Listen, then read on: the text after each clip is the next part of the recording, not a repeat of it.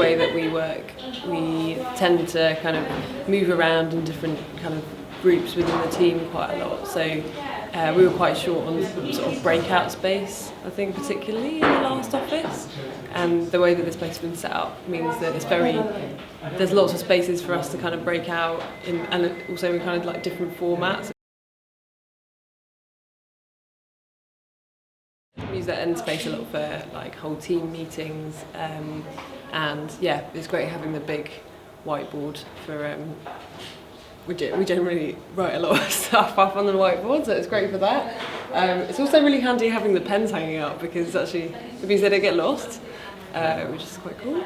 And it's also just really nice and light down. So this end of the office where there aren't any windows, I thought would be my least favourite place to work, but actually I work down here quite a lot because we've got the skylights, and it still feels like a nice kind of. I think it's been well designed. It feels like a nice light space down here. It's a really versatile space because at the beginning of the week on the Monday we have our kind of full team meeting there, and having this whiteboard up here, like the whole whiteboard wall, is really useful because we basically put our entire plan for the week up there, and it means that everything else that happens during the week we're then able to kind of refer back to that plan, as well as kind of being able to add on different elements. So that's really useful. I use that a lot. It's a really nice space. You can sit there with your laptop, and again, if you're having a sort of informal chat with a few people, you just need to swap some ideas. It's a really good space to sit in, and it feels very relaxed and creative.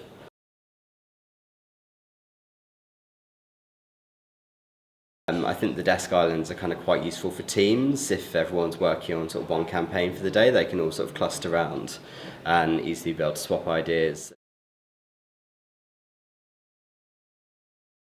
Yeah, they're really useful because I sometimes use a standing desk, or did in the old office, so actually they're kind of the right height for me to stand with my laptop there, and it just has an amazing view as well. So if you kind of want to separate yourself a little bit from the office and kind of sort of just look out the window while you work, it's a great space to do that.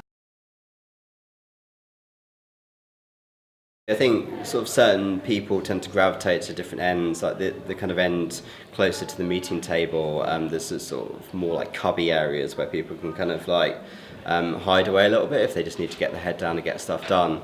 Whereas the big desk in the middle and the kind of breakout areas, like if you kind of want to be a bit more sociable, if you want to just sort of like have a bit more noise when you're working, it works really well. I think also just the shape of the office, for whatever reason, it tends to not get too noisy. Like we have music playing down one end of the office which you can't hear at the other end, and I don't know, somehow like the old office used to build up a lot of noise, whereas this seems to sort of contain it quite well.